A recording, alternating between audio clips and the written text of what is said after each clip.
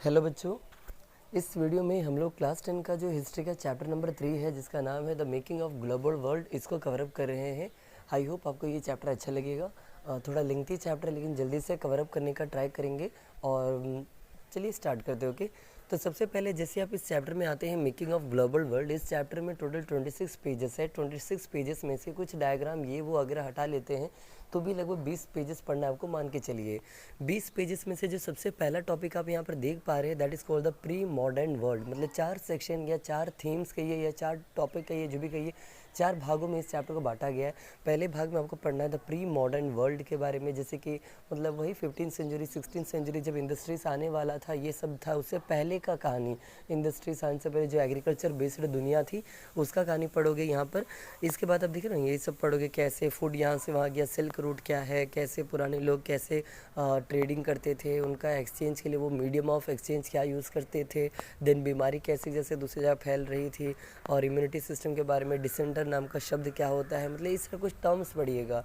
Topic number 2 में जब आप आएंगे तो 19th सेंचुरी के बारे में पढ़िएगा। मतलब सेक्शन 2 में पहले में पढ़ेंगे प्री मॉडर्न वर्ल्ड, सेकंड में 19th सेंचुरी, इसमें आप पढ़िएगा जैसे कि इंडस्ट्रीज़ का जो ग्रोथ होने लगा, इंग्लैंड जो बहुत अमीर होने लगा, इंडस्ट्रियलाइजेशन एज के बारे में आप पढ़िएगा। ओके, तो ये है इस टॉपिक के अंदर, कैसे एक जैसे दूसरी जगह जाने के लिए लोग क्या खाते थे, क्या खरीदते थे, क्या कैसे करते थे, टेक्नोलॉजी का क्या इस्तेमाल किया गया, ये अभी सब हम आपको बताएंगे दोबारा।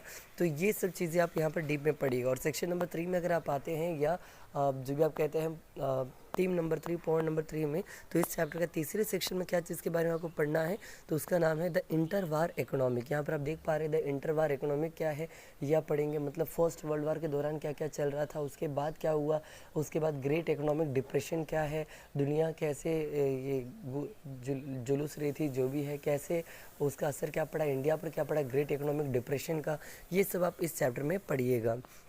एंड चौथा सेक्शन जो सबसे आखिरी सेक्शन है उसमें आप पढ़ने वाले हैं the restructuring of the earth. जैसे देख पा रहे हैं रीबिल्डिंग है वर्ल्ड इकोनॉमिक, कैसे विश्व युद्ध इन सब के बाद कोल्ड ईरा आया, मतलब सेकंड वर्ल्ड वार के बाद की कहानी भी आप इसमें पढ़िएगा।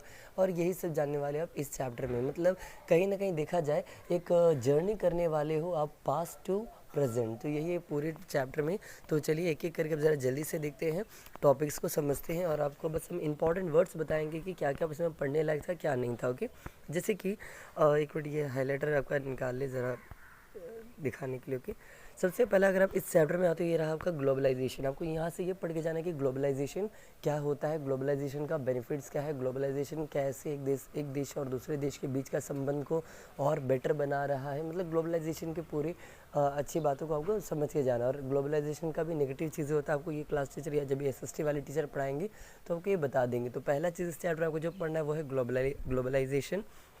इसके बाद आपको यहाँ ये पढ़ना है कि जो इंडस वैली सिविलाइजेशन था इंडिया का, ये लगभग 3000 साल पुराना जो कहानी है, उसमें कोस्टल जो प्लेसेस होता था, जैसे लोथाल, गुजरात का एक कोस्टल प्लेस था लोथाल, यहाँ पर कैसे ये लोग ट्रेडिंग करते थे वेस्टर्न कोस्टल कंट्री के साथ, ये लोग कैसे व्यापार ट्रेडिंग होता था, इन सब का कुछ कहानी यहाँ पर बताया गया। उनमें एक्सचेंज के लिए वो लोग क्या यूज़ करते थे, ये सब यहाँ पर आपको पढ़ना है। तो 2 चीज़ पढ़ना है आपको, पहले पेज में से ग्लोबलाइजेशन, और आपका ये है जो दूसरा बोले। ओके, अब अगर आप सेकंड पेज में आते हैं तो सेकंड पेज में से मोस्ट इंपॉर्टेंट चीज़ है आपका ये सिल्क रूट, जो आप यहाँ पर देख पा रहे हैं।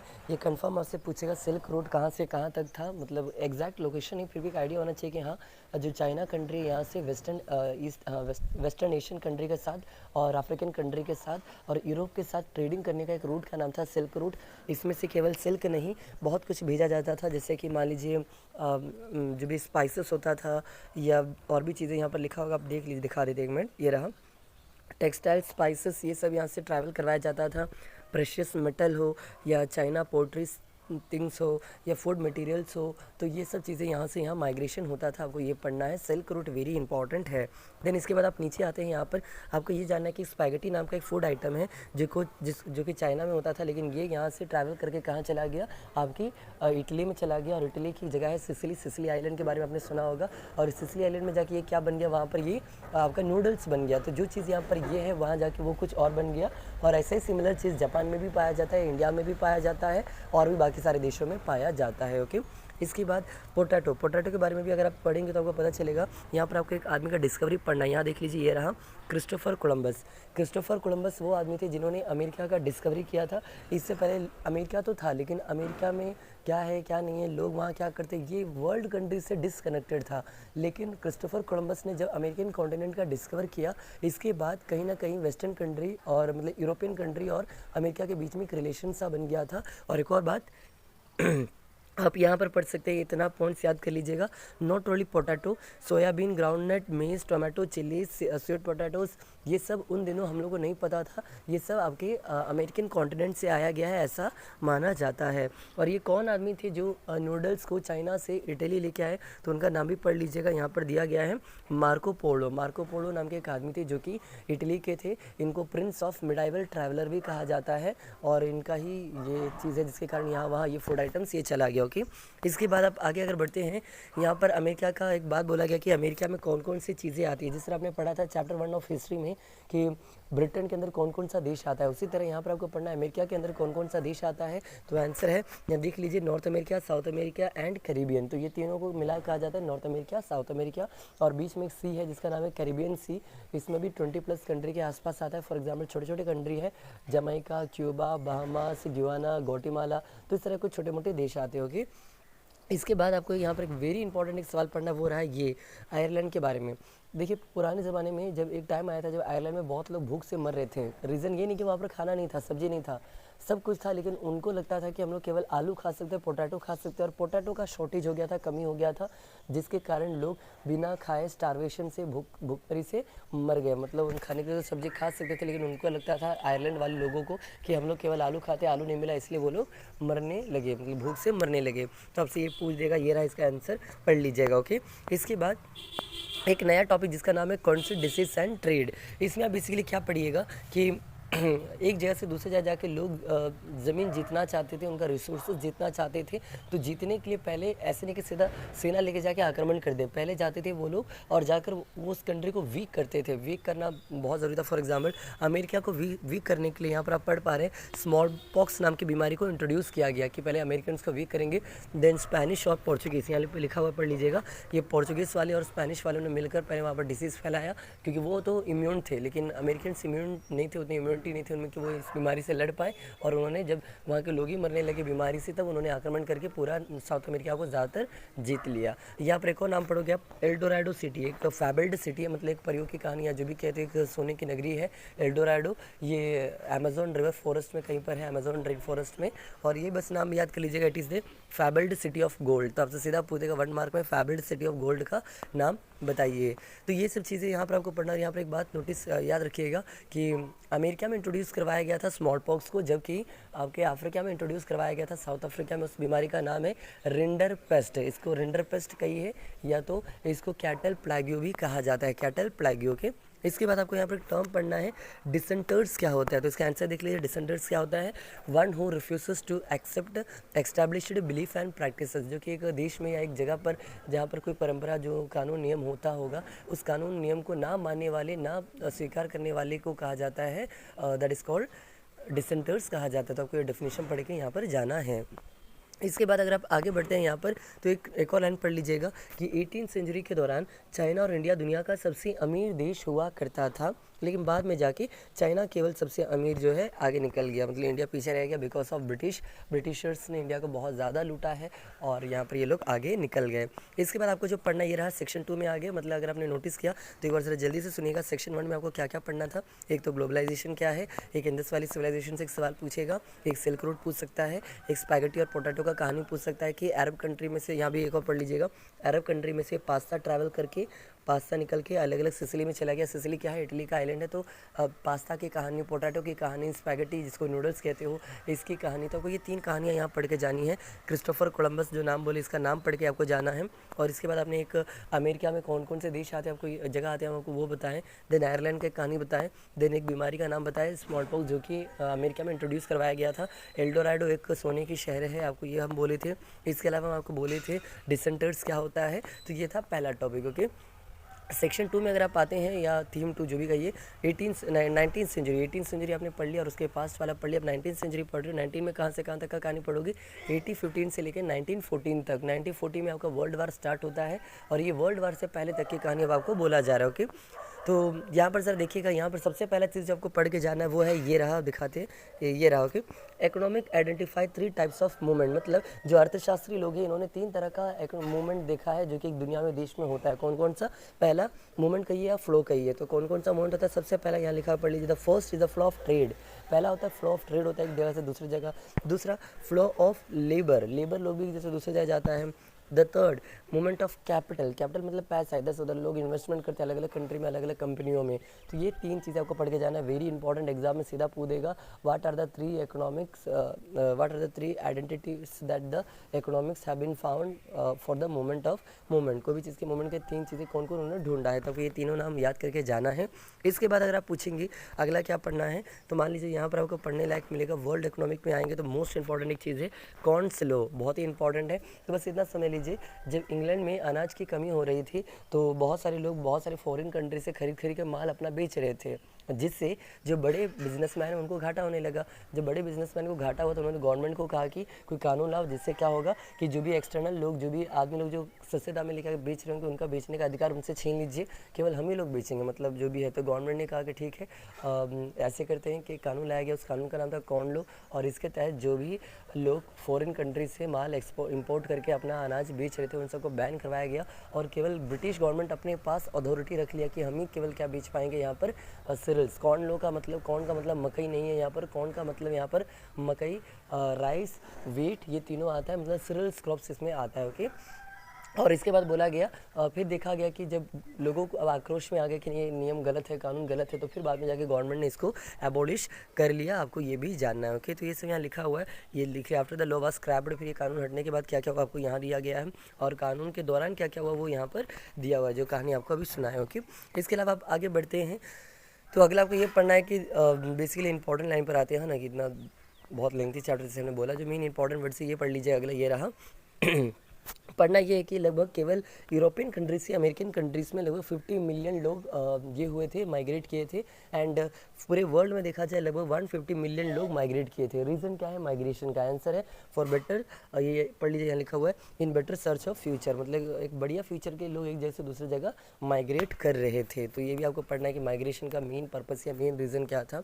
According to your NCERT answer is for better future. Okay, इसके बाद आपको जो अगला पढ़ना है वो है आपको यहाँ पर, अगर नीचे आते हैं यहाँ पर एक और स्टोरी ये रहा, ये वाला पैराग्राफ पढ़ लीजिएगा यहाँ पर, कि जो प्रोडक्शन है कैसे कितना बढ़ गया, कहाँ कितना घट गया, आपको ये सब कहानी दिया गया है, जिससे पढ़ लीजिए। बीच में फैक्ट दिया गया है 80-20 से लेके 1914 के बीच में लगभग 25 से 40 गुना आपका प्रोडक्शन जो है ये बढ़ गया था, और 60% जो ट्रेडिंग है प्राइमरी प्रोडक्ट का ही होता था, मतलब कोई लग्जरी आइटम्स नहीं, केवल प्राइमरी प्रोडक्ट का ज़्यादा एक्सपोर्ट इम्पोर्ट होता था, ये आपको बोला गया है। देन रोल ऑफ टेक्नोलॉजी, ये तो वेरी इंपॉर्टेंट है, कन्फर्म इससे एक सवाल आपसे पूछेगा। इसमें पढ़ना क्या है, देखिए इसमें पढ़ना ये रहा, क्या कॉलोनियलाइजेशन का कोई इंपॉर्टेंस भी है या नहीं है। कॉलोनियलाइजेशन क्या होता था, जब अलग अलग देशों में जाके कॉलोनी बना के उनको पकड़ लेते हो और वहाँ राज करते हो, इसको कॉलोनाइजेशन कहा जाता है। तो क्या कॉलोनाइजेशन सही है या गलत है, तो ऑलमोस्ट तो गलत ही है, लेकिन इसके कुछ इम्पैक्ट भी होते थे, पॉजिटिव इम्पैक्ट। क्या क्या, जैसे कि पढ़ लीजिए यहाँ लिखा हुआ है, यहाँ पर लिखा है न्यू इन्वेस्टमेंट होता था, इम्प्रूवमेंट इन ट्रांसपोर्ट होता था, फास्टर रेलवे बन जाता था, लार्जर शिप का प्रमोशन होता था, तो ये कहीं ना कहीं इनके बेनिफिट्स होते थे। और यहाँ पर आपको रोल ऑफ टेक्नोलॉजी में से एक और सवाल पढ़ना है, ये रहा, यहाँ पर पढ़ लीजिए। बोला गया कि पुराने ज़मानों में जब एक जैसे दूसरी जगह कोई मीट को मतलब लेके जाया जाता था कैटल्स को, तो वो रास्ते में ही मर जाते थे, और जो बाकी बचता था उनमें कुछ ना कुछ बीमारी लग जाती थी, और थोड़ा जो बचेगा वो सेफली वहाँ पर उतर जाएगा, जिसके कारण उनके प्राइस जो है बहुत ज़्यादा बढ़ने लगे, किसके, मीट के। तो जो नॉर्मल मिडिल क्लास पीपल्स है वो मीट नहीं खा सकते कि महंगा बहुत ज़्यादा होता था, लेकिन फाइनली गवर्नमेंट ने क्या किया लास्ट में आकर कि रेफ्रिजरेटेड शिप्स, मतलब टेक्नोलॉजी का यूज़ किया और शिप्स में फ्रिज सिस्टम जो है ये अवेलेबल करवाया, जिससे क्या होने लगा, अब पूरे ऑर्गेनिज्म के बदले, मतलब पूरे वो जानवर के बदले वो उसको काट काट उसका मीट बना के ट्रैवल करवाने लगे, फ्रोज़न मीट। और ये क्या हुआ, ज़्यादा से ज़्यादा भी ट्रैवल कर पाए और सस्ता से सस्ता भी दाम हो गया, डिमांड बढ़ गया। अब नॉर्मल लोग भी अपने डेली फूड हैबिट में इसको मिला के खाने लगे। यहाँ पर लिखा है, पढ़ लीजिए ये सब। पहले केवल ब्रेड एंड पोटैटोस खाते थे, लेकिन अब लोग क्या खाते हैं, बटर, एग्स, मीट्स, ये सब भी खाने लगे। उससे उनका लिविंग स्टैंडर्ड बढ़िया हो गया और उन्होंने इम्पीरियलिज्म को सपोर्ट करने लगे। मतलब आप पहले इम्पीरियलिज्म के खिलाफ थे। इम्पीरियलिज्म क्या होता है, साम्राज्यवाद, जो आप कोई और देश में जाकर पकड़ के उनको राज करें। तो लोग पहले कह रहे थे गलत बात है, दूसरों पर अत्याचार करना सही नहीं है, लेकिन जब उनको फैसिलिटीज़ मिलने लगा तो लोग भी कहें कि हाँ ठीक है, जो हो रहा है सही हो रहा है। ओके, तो आपको ये सब पढ़ना है यहाँ पर। ऑलरेडी वीडियो 15 मिनट के आसपास का हो चुका है, या 15 से ज़्यादा का ही हो चुका है। ऐसे करते हैं सेक्शन 2 पढ़ा कर रोक देते हैं, 3 एंड 4 का वीडियो एक बार अलग से फिर से बना देंगे। ओके, तो लेट 19th सेंचुरी यहाँ अगर आप देखते हैं तो बेसिकली इसमें भी उतना कुछ खास नहीं, बस यहाँ से आप पढ़ लीजिएगा 80-50 वाली कहानी। देखिए यहाँ पर पढ़ना, और ये मैप ज़रा देखिएगा। बोला ये जा रहा है कि जो 80-50 के दौरान अफ्रीका को मिल बांट के किसने बांट लिया, पूरे यूरोपियन के बिग कंट्रीज जो थे इन्होंने इनको बांट लिया। मतलब चीज़ किसी और का, बांट कोई और रहा है। तो एक ऐसा इंसिडेंट इंडिया में, वर्ल्ड में हुआ था जब यूरोपियन कंट्रीज़ ने अफ्रीकन कंट्रीज़ को एक दूसरे में बांट लिया था। उसी का बात यहाँ बोला गया है। 80-85 में बिग यूरोपियन कंट्रीज़ ने बर्लिन क्या है, जर्मनी की राजधानी है, जर्मनी की राजधानी में एक मीटिंग बुलवाया जिसमें उन्होंने फैसला लिया किस चीज़ के लिए, अफ्रीका को एक दूसरे में बांटने के लिए। Britain and France made vast addition to their overseas territories. और उसके बाद भी आप देख पा रहे हैं फिर बेल्जियम और जर्मनी भी इस खेल में उतर आया कि हम लोग को भी चाहिए, हम लोग को भी पावर चाहिए, हम लोग भी लूटेंगे, हम लोग भी ये करेंगे। तो यही कुछ कॉलोनियलिज्म के बारे में आपको बोला गया। तो एग्जाम में से आप एक चीज़ उम्मीद कर सकते हो, आपसे पूछा जा सकता है क्या कॉलोनियलिज्म सही है या गलत है। तो आपको ये लिखना आना चाहिए। पॉजिटिव इम्पैक्ट आपने देखा, नेगेटिव इम्पैक्ट भी आपको मेंशन करके आ जाना है। और इसके बाद जैसे आप देख पा रहे हैं बस एक बीमारी का नाम पढ़ना, और इसके बाद आई गेस 2 टॉपिक और है और ख़त्म करते हैं जल्दी से ज़रा। तो अगला नाम जैसे आप यहाँ देख पा रहे हो रिंडरपेस्ट, एक बीमारी का नाम है जो कि कैटल प्लैग था, मतलब जो जानवरों में होता था। मतलब बात ये है कि अफ्रीकन कंट्री जो है 90% वहाँ क्या है, पॉपुलेशन जो है क्या करता था, एनिमल रियरर्स था, मतलब जानवर पालता था। यहाँ लिखा हुआ ये सारी चीज़ें कि एनिमल था, ये लोकल इकोनॉमिक से जीता था। लेकिन जैसे ही पता चला अब ब्रिटिश वालों ने क्या किया, यहाँ पर एक बीमारी फैलवाया जिसका नाम था रिंडरपेस्ट। इस बीमारी से क्या हुआ, वो देश कमज़ोर हो गया। जैसे ही कमज़ोर हो गया उन्होंने बाहर से आक्रमण किया और इस देश को जीत लिया। मतलब दुश्मन को जाके मारने से पहले वो लोग क्या करते थे, पहले बीमारी फैलवाते थे, और उस बीमारी से वहाँ के जब आधी से ज़्यादा जब जानवर मर गए, ये सब होने लगे, तो वो बेरोज़गारी बढ़ गया, गरीबी बढ़ गया। तब ब्रिटिश आके उनके भगवान बन के आए कि हम लोग आपको नौकरी देंगे, हम लोग आपको ये देंगे, वो देंगे। तो ये वो भगवान बन गए। ओके, तो ये तरीका होता है लूटने का, मारने का ज़मीन पुराने ज़मानों में। और इसके अंदर आपको बेसिकली पढ़ना है कुछ नाम, जैसे कि यहाँ पढ़ सकते हो, ये देख लीजिए। रिंडरपेस्ट के कारण लगभग 90% ऑफ द पॉपुलेशन मर गया था, वहाँ के एनिमल्स के पॉपुलेशन। और ये रिंडरपेस्ट की पूरी कहानी इस पैराग्राफ में दिया गया, तो आपको ये पैराग्राफ एक बार पढ़ लीजिएगा। इसके बाद लास्ट टॉपिक है land migration of the labour. याद कीजिए, आपने एक नाम सुना होगा इंडेंजर्ड लेबर। इंडेंजर्ड लेबर क्या होता है, यहाँ पढ़ लीजिए। वो बॉन्डेड लेबर जिसको एग्रीमेंट बना कर लेके जाया जाता है किसी और कंट्री में काम करवाने के लिए, बदले में आपको ये देंगे वो देंगे, बहला फुसला करो के। और इसी इंडेंजर्ड लेबर को कहा जाता है न्यू सिस्टम ऑफ स्लेवरी भी कहा जाता है। ये कहाँ पर लिखा हुआ है तो आप देखिएगा, तो यहाँ लिखा हुआ है it is also known as new system of slavery. तो ये कुछ चीज़ें जो आप जान सकते हैं। यहाँ पर एक कुछ स्टोरी दिया है जो फैक्टफुल स्टोरी है। जैसे ये रहा, त्रिनिदाद नाम का एक जगह है, यहाँ पर मुहर्रम होता है एनुअली, और उसमें एक पता ना एक काफिला या जो भी निकलता है जिसका नाम है होजाई इसको कहलाते हैं। और होजाई के बाद आपको यहाँ जाने लायक क्या है, तो इमाम हुसैन, ये बेसिकली कौन है, एक इस्लाम धर्म में एक आपने पढ़ा होगा प्रोफेट मोहम्मद थे, फिर उसके कौन थे, उनके दामाद थे अली, और उनकी बेटी का नाम था इगस इमाम हसन। ओके, जो भी है इमाम हुसैन। और इनके बाद यहाँ पर एक धर्म का नाम पढ़ना आपको, रस्त्रा फारियानिज़म जो भी है, ये बॉब मार्ली नाम के सिंगर थे जमैका के, और उनका एक रिलीजन उनके द्वारा बनाया गया था। और इस रिलीजन में छोटे छोटे बच्चों को भी गांजा फुकवाया जाता है। ओके, तो ऐसा कुछ चीज़ें जो आप लोग जान सकते हो जमैका के बारे में। और यहाँ पर एक म्यूज़िक सिस्टम भी चलता है जिसको हम लोग कहते हैं चटनी या चुटनी म्यूज़िक सिस्टम। तो आप यहाँ पर वो देख सकते हैं, लिखा होगा, ये रहा देख लीजिए, चटनी म्यूज़िक सिस्टम। तो आपको ये टर्म भी पढ़ के जाना है, चटनी म्यूज़िक सिस्टम क्या है, होजाई क्या है, त्रिनिदाद देश में क्या हो रहा था, रस्त्राफारिनिज्म क्या है, और भी कुछ देश का नाम दिया है। जैसे कि चुटनी म्यूजिक जो है त्रिनिदाद और गुयाना नाम के देश में होता था। एंड एक 2-3 पर्सन का नाम पढ़ के जाना है। जैसे कि यहाँ देख लीजिए, एक नोबेल प्राइज़ विनर का नाम है वीएस नाइपॉल, यहाँ लिखा होगा, देख लीजिएगा, वीएस नाइपॉल, और शिवनारायण चंद्रपॉल, और एक और दिया है रमेश नारायण। तो ये सब कुछ है इंडियन से, लेकिन माइग्रेटेड होकर इनकी फैमिली कहीं और जाके बस गए थे, तो उनका नाम आपको यहाँ पर दिया गया है। एंड फाइनली कुछ इंडियन एंटरप्रेन्योर्स मतलब बिजनेसमैन का नाम दिया गया। जैसे कि एक देखिएगा, ये रहा नटुकुटी चटियार और एक शिकारीपुरी श्रॉफ। तो ये सब कुछ बड़े बिजनेसमैन हैं जो कि बैंकर्स है, आप लोग याद रख सकते हो। और इसके बाद बस इतना ही करते हैं, रोकते हैं, ज़्यादा लेंथी हो जाएगा, अभी पक जाओगे। और नेक्स्ट जैसे यहाँ से पढ़ेंगे जो कि मेन टॉपिक रहेगा नेक्स्ट वीडियो में, जिसका नाम है इंटरवार इकोनॉमिक, आपका थीम नंबर 3। तो आज हम लोग 2 थीम को कवरअप किए। थीम 1 जिसमें था आप लोग का बेसिकली प्री मॉडर्न वर्ल्ड, और थीम नंबर 2 जिसमें आपको पढ़ना था अपना जो कि है क्या था, 19th सेंचुरी की जो कहानी था, द 19 सेंचुरियों की।